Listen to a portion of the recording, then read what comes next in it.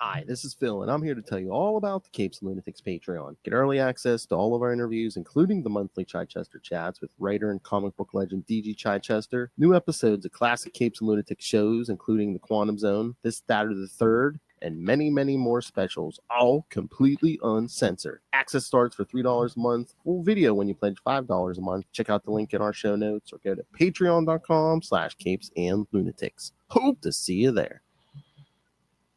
Hi, this is Dan Jurgens, and you are listening to the Capes and Lunatics podcast. Look up in the sky. It's a bird. It's a plane. No, it's the effing Legion. Hello, everyone. Welcome back to another episode of Electric Mullet. Yeah. I am Phil. Joining me, as always, it is Superman's #1 fan, Mr. Calvin. What's up, everybody? And he's back, kids. Justin the Owl coming back. He loves that Lobo. That's right. Swooping back in. Yeah, 'cause you're a big Legion fan, right? Well, I like this team. Mm-hmm. This version of the team I like a lot. The one that came about in after the invasion. Oh, yeah. Yeah. Because invasion gets brought up a lot in this series. Indeed. Yeah, that series was written by Alan Grant and penciled by our boy Barry Kitson from the Azrael stuff. Yeah. I mean, he didn't pencil that annual, but Well, no, but he did the regular series. Oh yeah, I did remember the Alan Grant because I read that annual. I was like, oh yeah, Alan Grant wrote this stuff. Yeah, that team was great. I recommend that to anybody who has heard of them before. All right, so I'm just gonna be honest. The books this week, little rough. Oh, you didn't like these annuals? They were okay. Yeah, they're okay. I mean, I have to admit myself. I mean, I wasn't like, oh, these suck, but I was like, I was kind of middle of the road. I wasn't like, yes. yeah. And I had read this Superman annual before, but I hadn't read the Legion annual. Oh, okay. I'm reading the Legion. Nice. Yeah. All right. It's just the Legion is hit and miss for me. A lot of times it depends on how they do it and who's writing it. So, yeah, I sometimes just kind of. I mean, we'll get into it, but it almost seemed like they were trying to invent excuses for, oh, hey, Superman fights the Legion, and right. There's some mutants in here. Yeah, freaks in here. And again, it wasn't bad.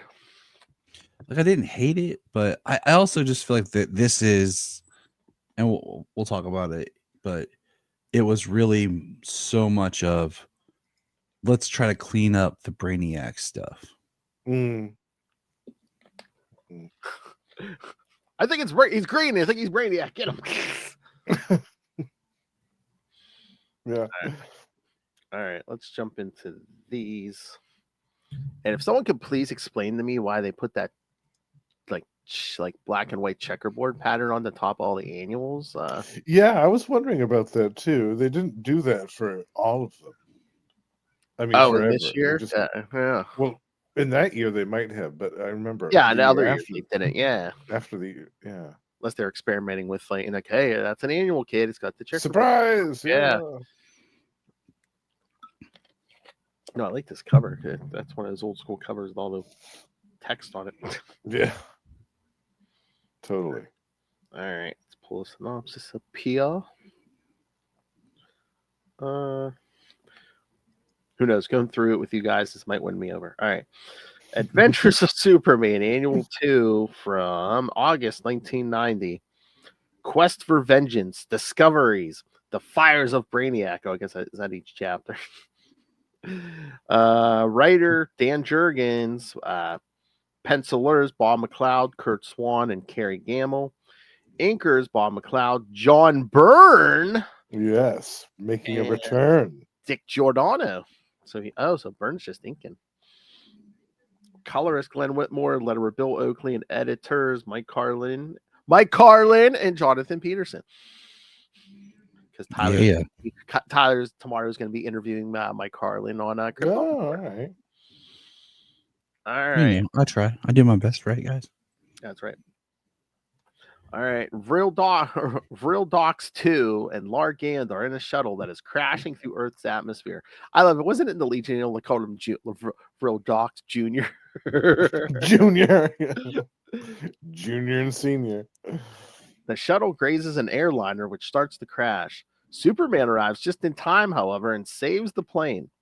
After setting the plane down, Superman comes across the Legion ship. Lobo thinks that Superman is L.E.G.I.O.N sent by Junior to take them out of the action. Lobo then, against his teammates' wishes, fires everything they have on Superman. While Superman is distracted in the smoke outside, Lobo jumps out of the ship and into the smoke and begins to attack Superman. After a brief altercation, Superman and Lobo both recognize each other. Lobo, however, was very, and they put it all in caps, very drunk the first time he fought Superman. And so he thinks he has only heard of Superman. Lobo introduces himself, and Superman takes him back to the ship where introductions are made. Superman agrees to help look for Junior, and they go into the underwater Cadmus base. Meanwhile, inside, Junior is probing the computers for information about his father when he and L.E.G.I.O.N are attacked by L.E.G.I.O.N and Guardian, who think they're intruders. Well, they kind of are. Mm-hmm. They weren't invited in. Right. They punch a big hole in the ceiling. They kind of are. Yeah. Just as L.E.G.I.O.N gets the better of Guardian, Superman flies in and slams into L.E.G.I.O.N. A large battle ensues in which L.E.G.I.O.N gets the gets the crap beaten out of him by Superman. Oh, that's professional summarizing. Gan then pounces on Superman and begins choking him, but the Legion ship flies in and hits Gan with one of its wings. Lobo then jumps out of the ship, and he and Superman begin to mix it up. Gan recovers, and he and Lobo double team Superman. Oh my. Just settle down, Justin. All right. Where's that? Superman, who is by this point very tired of their crap again, grabs Gand and Lobo's heads and smashes them together. After everyone explains everything and everyone agrees that Junior is not the original Brainiac, that's what started the whole thing, and that it was a misunderstanding, Superman and L.E.G.I.O.N leave to stop the reactor core in the facility from a meltdown. Once that crisis is averted, a bunch of little troll monster things. Literally says Oh a my bunch word. who wrote this? It says it literally says a bunch of little troll monster things. Wow. Swarm out of the lower levels of Cadmus base and attack them. Legion makes quick work of the monsters, but one small one escapes, and Superman follows it. It leads them to the underlevels where the things have made a very dry, disgusting, crude village. Superman finds X down there, and X explains that these things are experiments gone wrong created by Cadmus's original leader, Dabney Donovan, who we'll get to later. Meanwhile, Brainiac has prepared for his encounter with Superman and Legion. Yeah, because Brainiac like mentally controlling X and doing stuff. So yeah, at the end, yeah. Mm-hmm. All right, thoughts? It's a lot. Well, There's a lot going on here. Yeah. Mhm. So, okay, since I really hadn't read a lot of Legion, so Justin, did they set this up prior to this annual? Like, oh, hey, Docs and L.E.G.I.O.N are coming to Earth, or Yeah, in the beginning, the whole thing was really about, if I remember right, it's been a dog's age since I read that early stuff, but Real Dogs had a major revenge quest against his dad going for a while, and that dominated a lot of what happened in specific issues of the title for a while. Obviously, that wasn't the whole entirety of the series. It went on for quite a while, actually. But yeah, I think there was a fair amount of setup ahead of this. So this wasn't kind of just a bolt out of the blue, like all of a sudden Legion showing up on Earth and like, what are we doing here? Why are we messing around on Earth with Project Cadmus? Yeah, I can't remember how many issues of lead up there was though to this. But I just love how That much I just know. love how Legion gave us Daxamite. So it's like, oh yeah, we can't have Kryptonians. So yeah, anytime we need someone like that, we're just gonna bring in a Daxamite. Yeah. That was one of my big questions. Like, isn't Largan like, isn't that Mon-El? Or am I just like thinking of something else? Like, isn't that one of his names? It's the same guy. Yeah, that whole thing. But Yeah, they did the whole, like, with the 0 hour in his title when he was Valor, they did the whole 0 hour thing where they tried to consolidate all the different versions of him. Okay, and that's what I thought. There was something I couldn't remember. I just remember like, wait a minute, that has some sort of connection. Yeah, it's like It's the comics. There's too future much. version of him. yeah, Mon-El. it wasn't he Mon-El in Pre-Crisis or something, and Yeah, he Yeah. goes into the Phantom Zone and stuff because right. Mark Wade's kind of doing that again with Mon-El in the Phantom Zone, where he was. Yes. Oh, really? Yeah, I think he wrote those Valor issues. Yeah, I think Mark Wade is like was like trying to set up the Phantom Zone, it's like trying to give it a more Silver Age feel again and stuff. Mhm. Yeah, Yeah. because Superman kind of sees like a Krypton from before it exploded. It does look very Silver Agey and stuff. hmm Mm,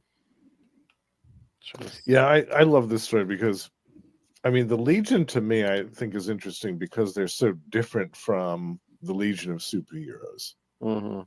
Like Mhm. they're kind of like a group. They kind of remind me of the Omega Men almost more than the Legion of superheroes. They're kind of like a group of outcasts and misfits that are thrown together, stumbling about the galaxy under the leadership of this dude who's admittedly brilliant, but not the best leader in the world, as we'll discover.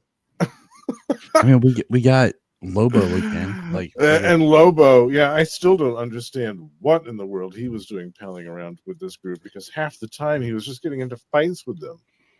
it really threw me off when I saw Lobo, to be honest, because it just was a weird looking Lobo, and I was like, wait, am I missing something? Well, yeah, he's drawn really different from the last time we saw him. And that was very recent. His fight with Superman in the Oh yeah, at the Fortress beginning of of the day, Solitude was Krypton Man. Yeah, like what, a month before this? yeah, a Mhm, month or mhm. two. Yeah. Yeah. So I thought, wow, this is a really quick rematch between these two.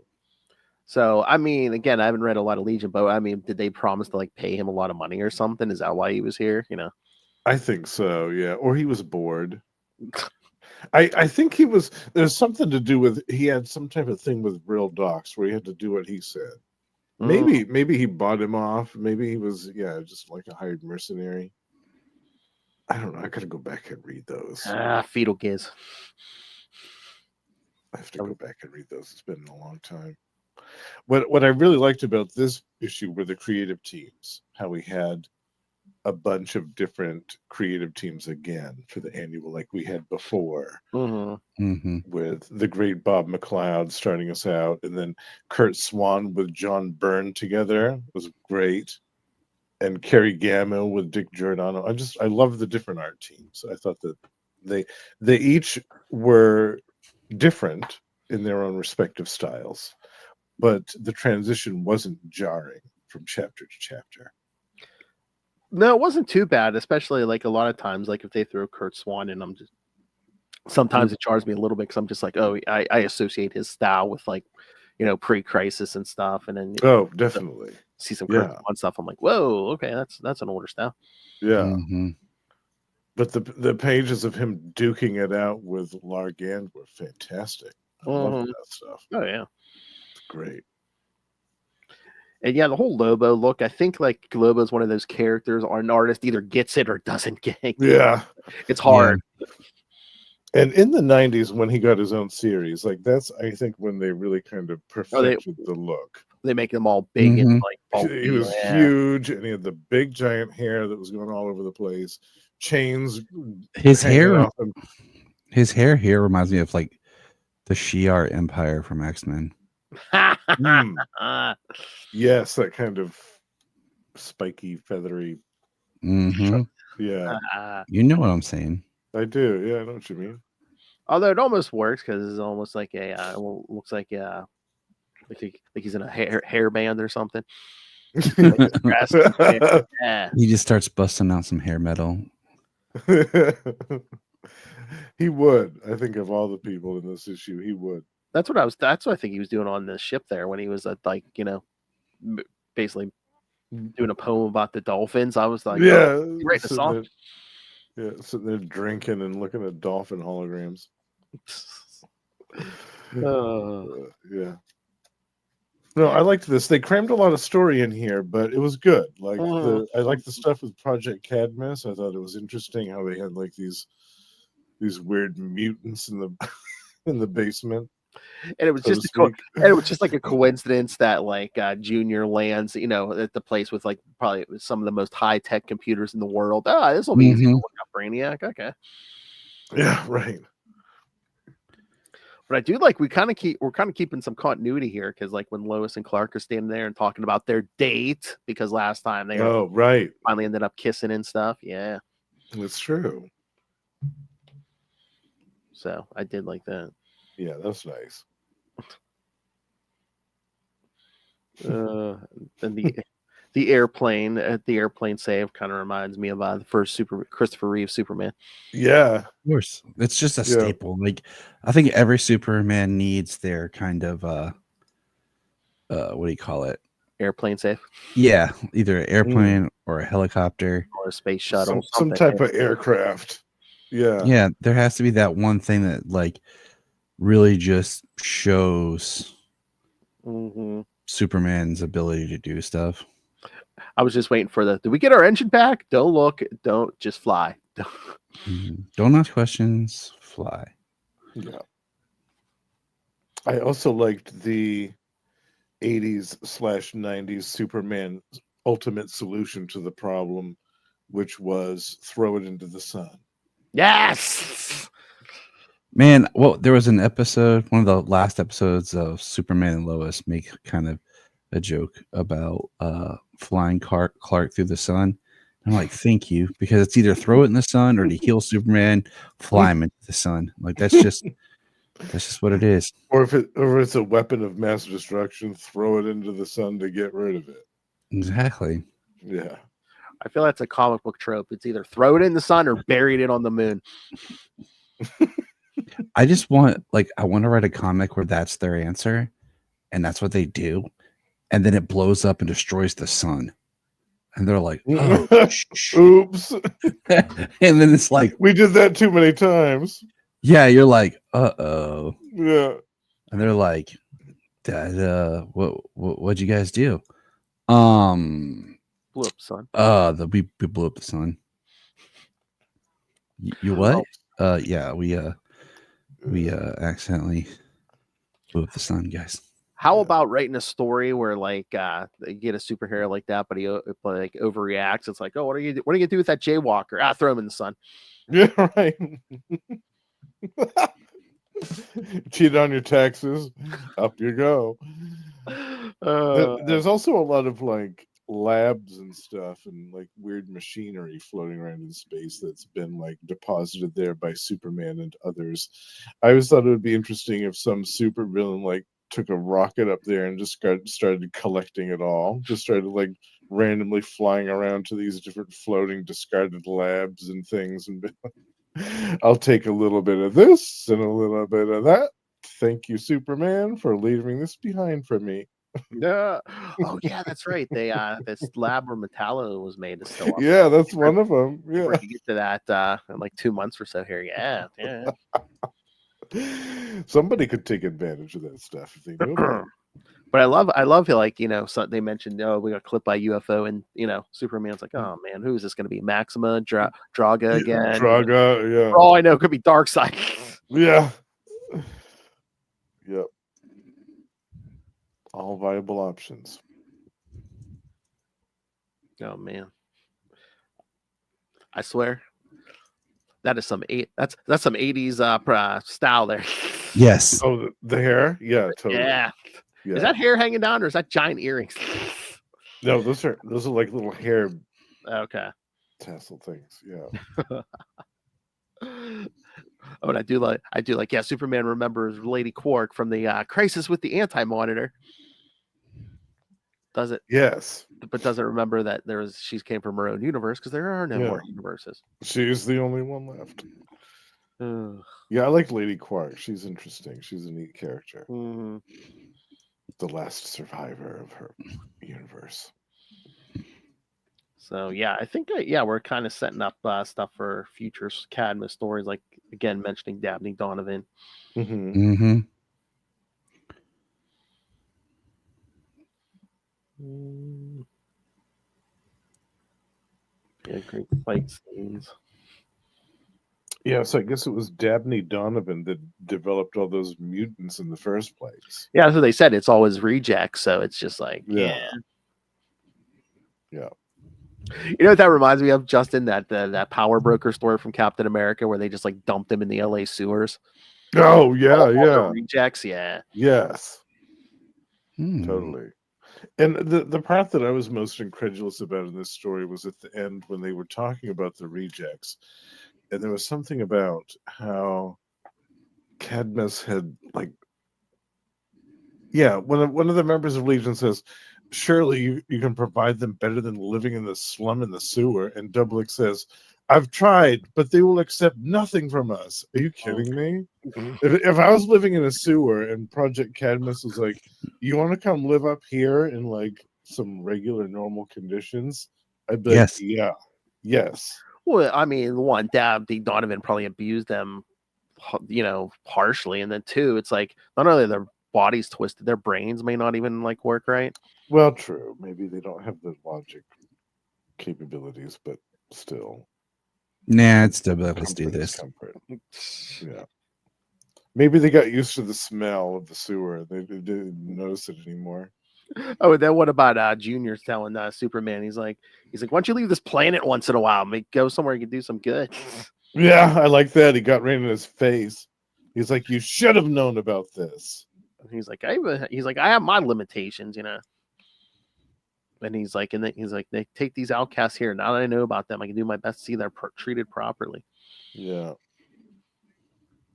And that also is a cool thing that I liked when we had the Valor series a couple years from now, was because you had a character like Largant who had Superman-like powers, but he was traveling around out in space doing that type of stuff that Superman wasn't doing because he was stuck on Earth all the time. I thought that was cool. I liked that Valor series a lot. I got the whole thing. Yeah, I remember reading like a little bit of the character, like that Eclipso crossover and some other stuff. But yeah, It's a great solid series. And towards the end, they get some amazing artwork from Colleen Doran. Oh, nice. Yeah, so good. Mark Waid and Colleen Doran, so good. Yeah, amazing.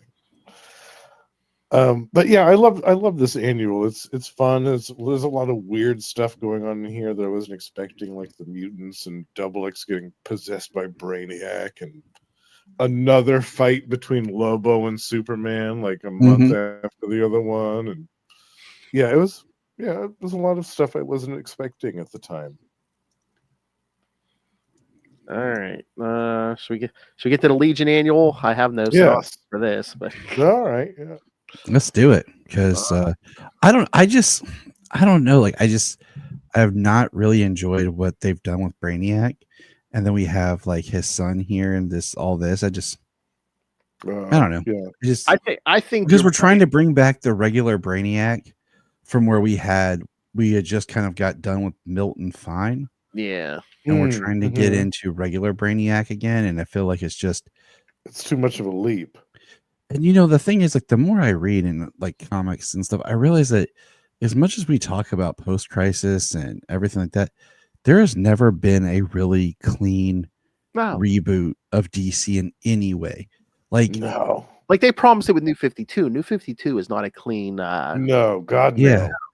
Nothing's been a clean new start. And I mean, even this absolute universe, it's kind of its own universe thing. It's the characters are very different in a lot of ways, and it still ties into events from the regular universe.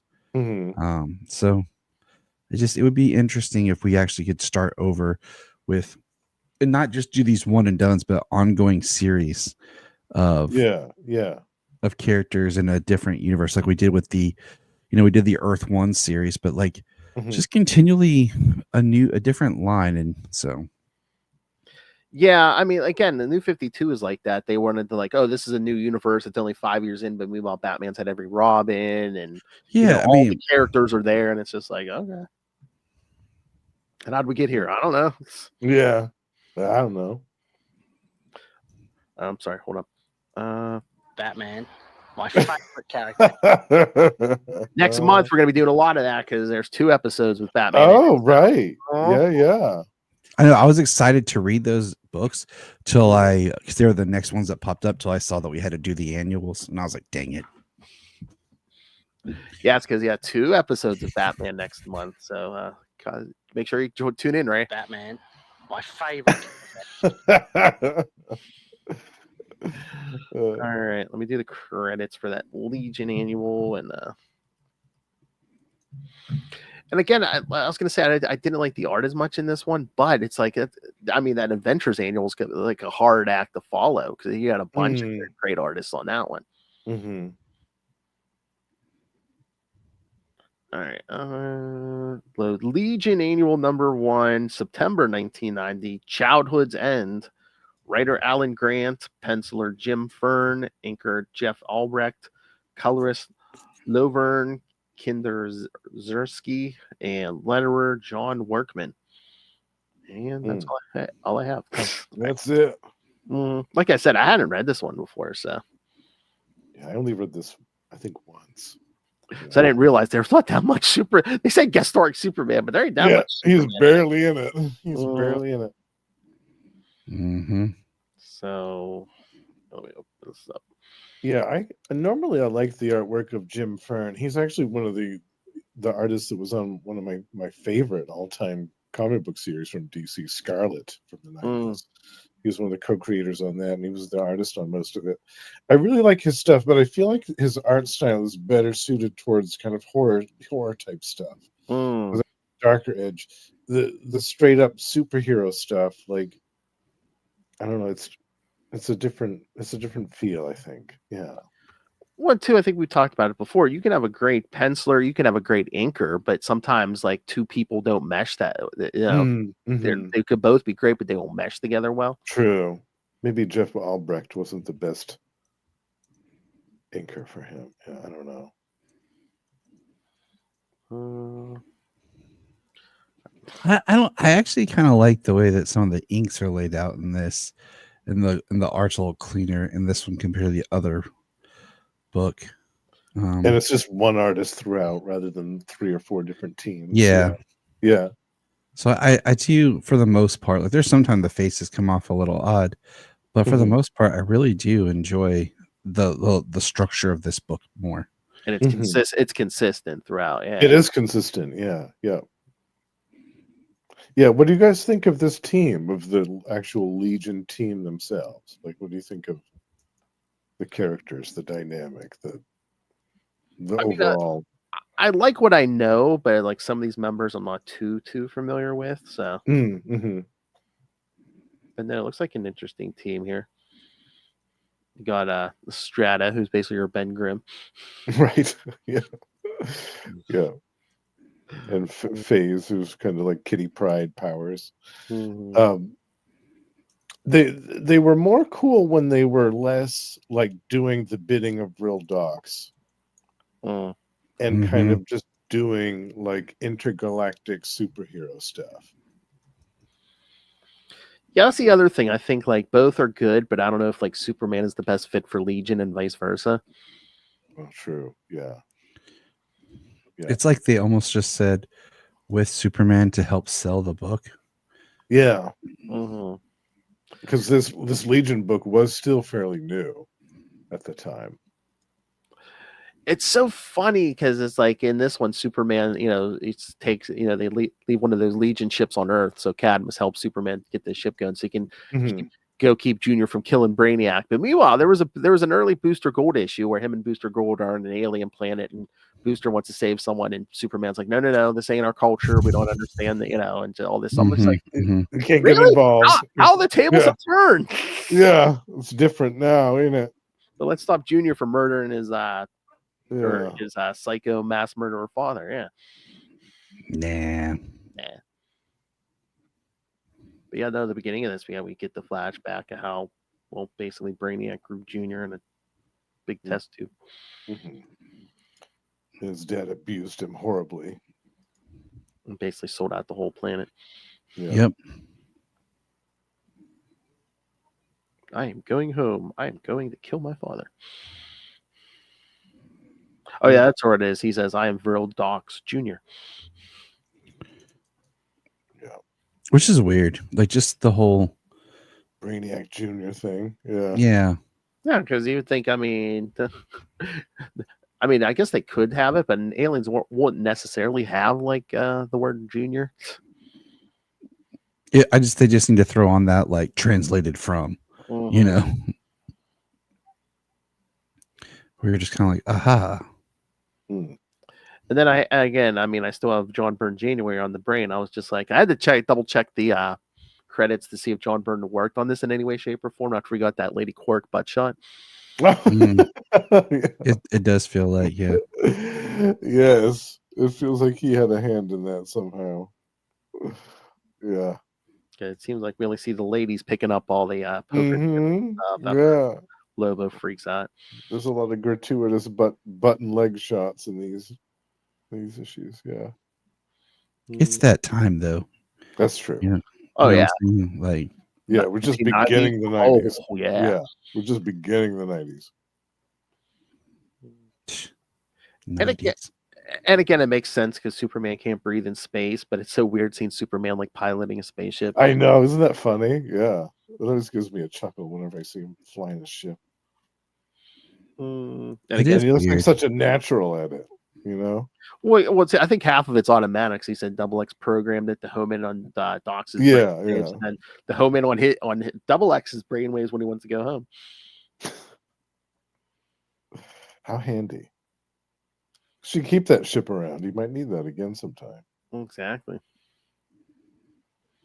Oh, and then we actually see actually get like full Brainiac, and he created this monster, this creature. Yeah, basically a whole bunch of them. Well, there's one that looks like a giant green like ape thing with like huge teeth and basically impervious to their laser fire. Yeah. More mutants.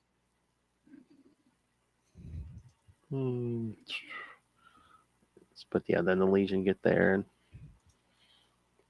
Brainiac sees, his son's returning. Yeah, they did that in the other annual too. Again, why do we have to do chapters in annual? I don't know. Yeah, I was wondering that too. Although, did we? Because I was gonna say it's one artist, right? Yeah, Jim Friend did the entire thing. Because I can almost see it in the first one if it's like, okay, this team's gonna, this penciler and inker are gonna do the first chapter, but this other penciler and inker are gonna do the second chapter. But right, if it's the same people doing it, I'm just like, well, yeah, when the chapters are.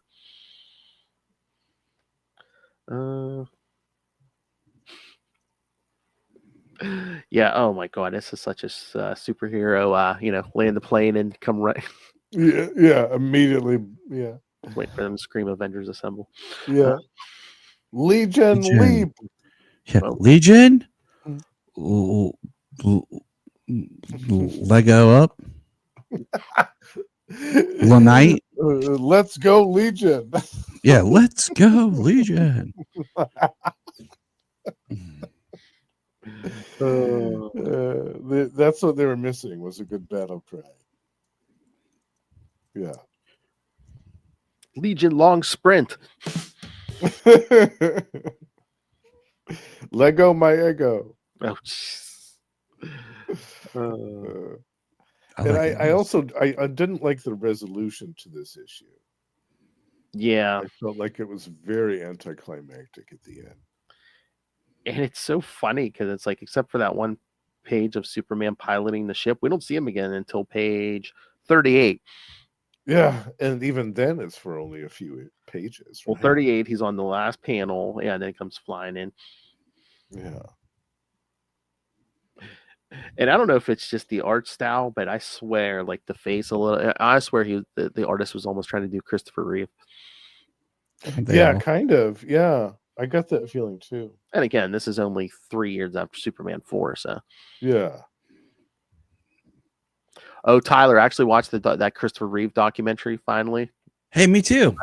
Oh, did you? Okay, yeah, Yeah. I like. Yeah, I really enjoyed it. That was very well done, and I liked it.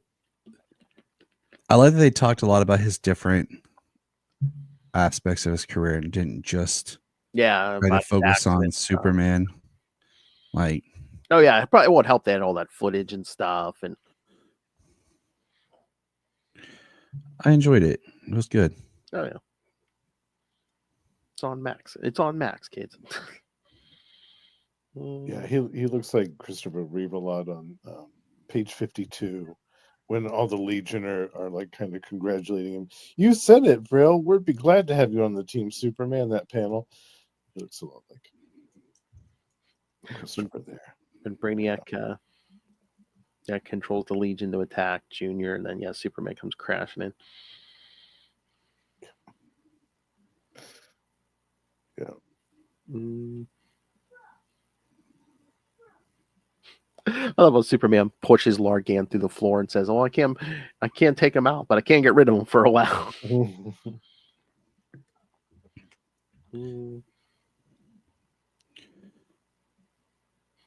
Out of my fragging way, oh, that super chump for bashing my head with the Daxamites. You know, I've said this like recently. I was talking to some friends. I don't really like Superman when they put him like out in space. Because I really feel like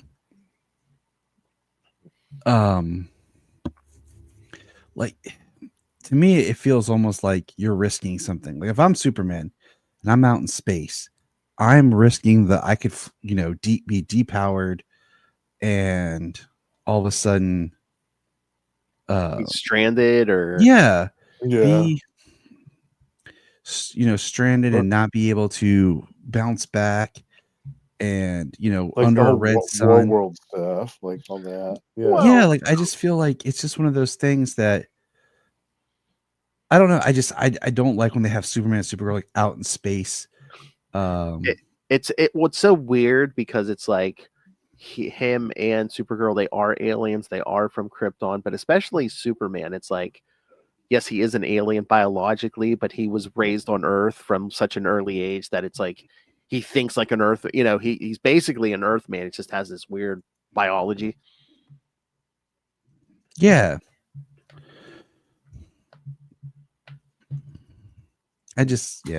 But again, he'll run off. I mean, again, help people on other planets because that's the kind of guy he is. But like I said, that's kind of why I liked that Valor series, because you had a guy with Superman like powers. He was similar to him, even looked like him, but he was doing all the stuff in space that Superman wasn't doing.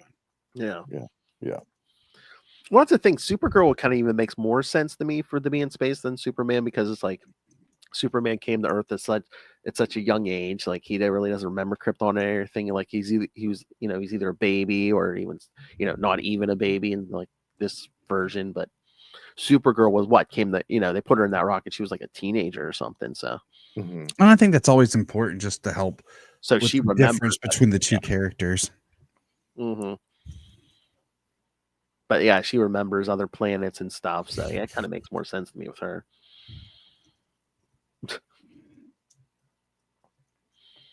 And Superman and Lobo fighting in space. Again. Yeah.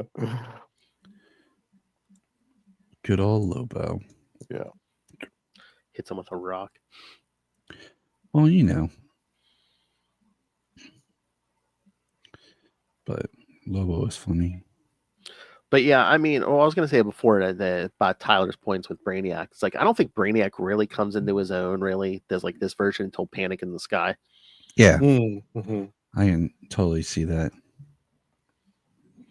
Because again, I mean, he goes full out here. I mean, spoilers. He gets like Maxima, and yeah, Yeah. It's a whole crew. exactly. Yeah. But yeah, we kind of defeat Brainiac here. And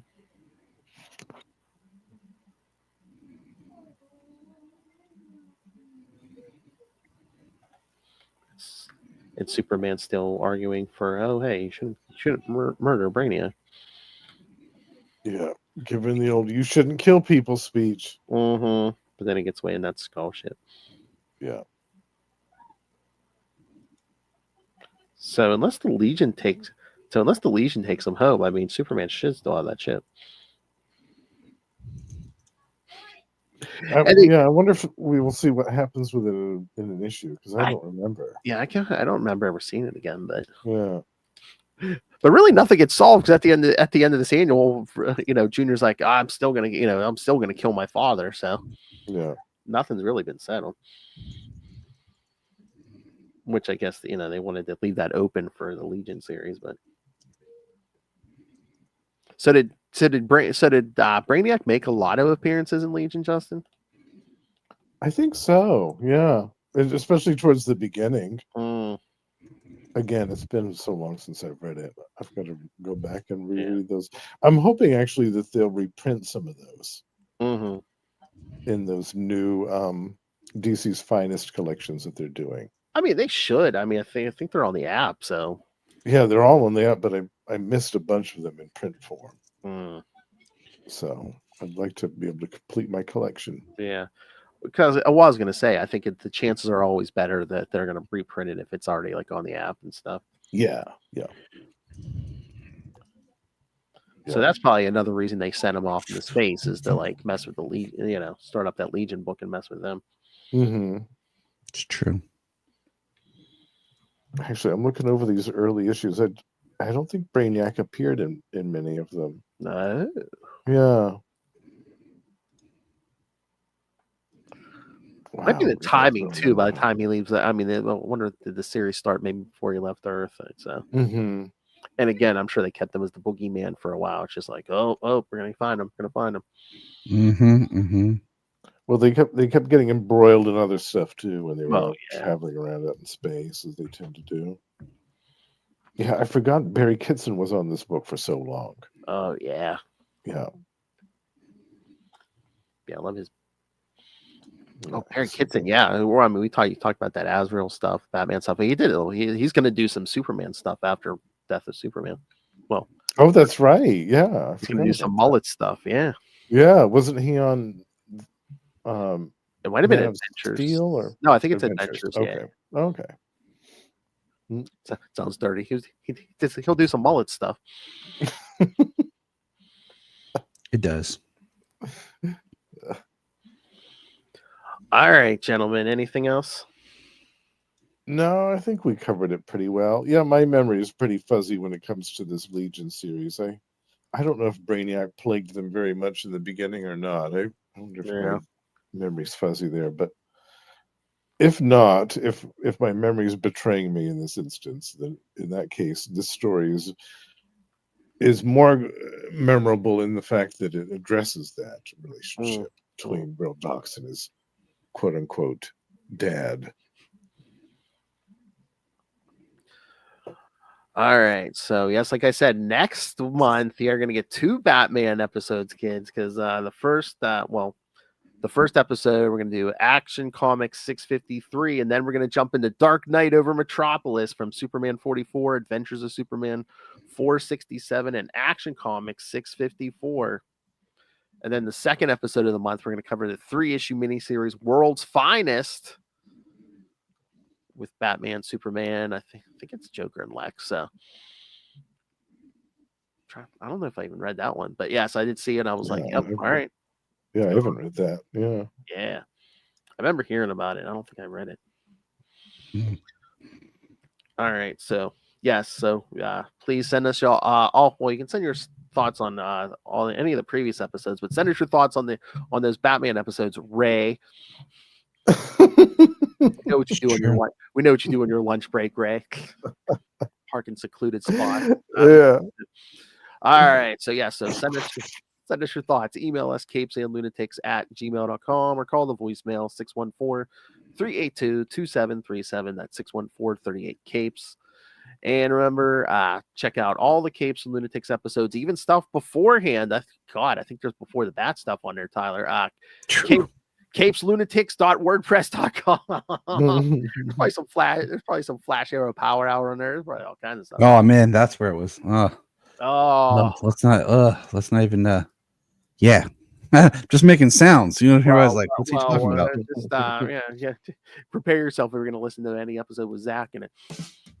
Exactly. I just didn't want to, say it, but yeah. That was quite the training ground for us. Anyway, and again, you can always help support us, buy some merch at TeePublic and Spring. And again, crazier and dangerous, more dangerous than Lobo. A little Hellfire demands that you rain random money on us. The Cash App link.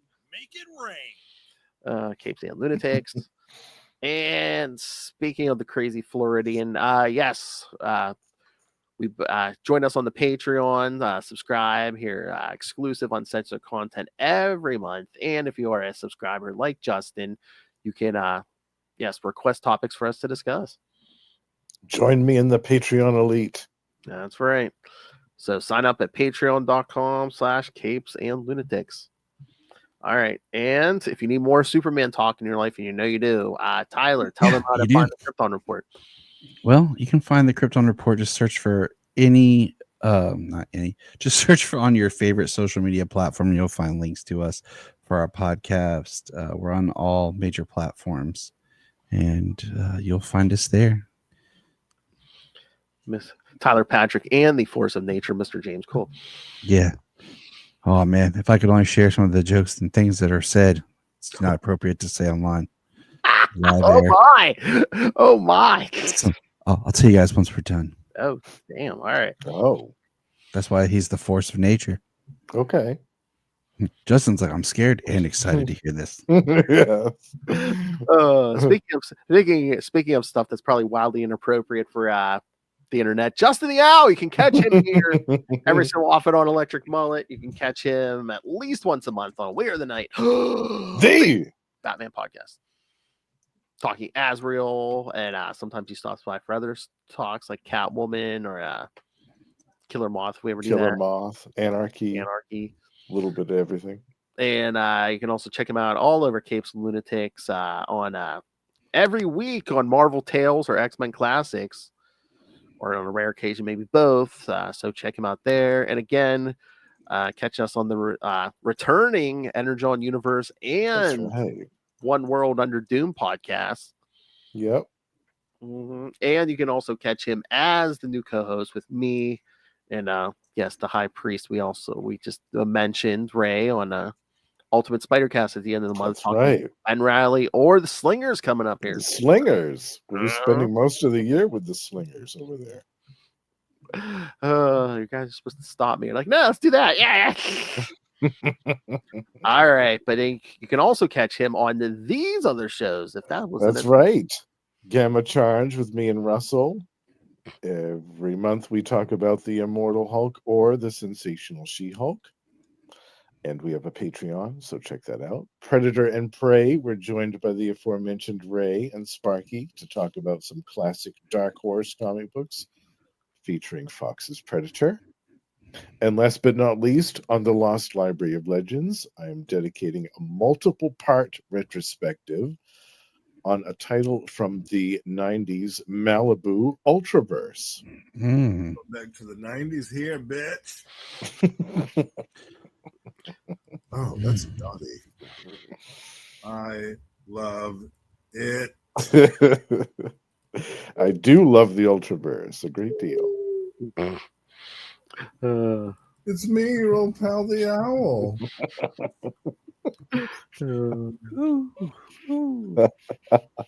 Giant sized man thing. I'm a sucker for a guy with a powerful rod. I'll try to join you guys next month for one of the Batman episodes if I can. We'll see. Oh, Good, nice. good, Yes. Yeah. Yes. All right. Yeah, I'll make sure you're on the invite for both. Yeah, just let me know. Yeah, I'll see if I can do it. Yeah. All right, kids. Thank you for joining us. Again, come back next month. Well, next 2 weeks we get some Nightwing news, and then yes, come back next 2 episodes of Mullet. You'll be getting Batman.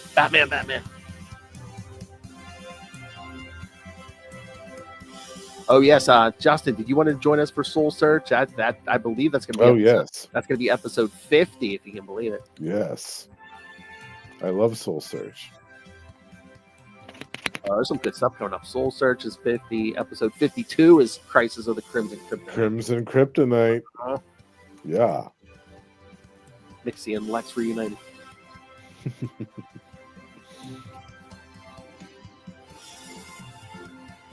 All right, kids, come back next time. And remember, come join us for truth, justice, and the mullet way. I think Lobo's kind of sporting a mullet this time.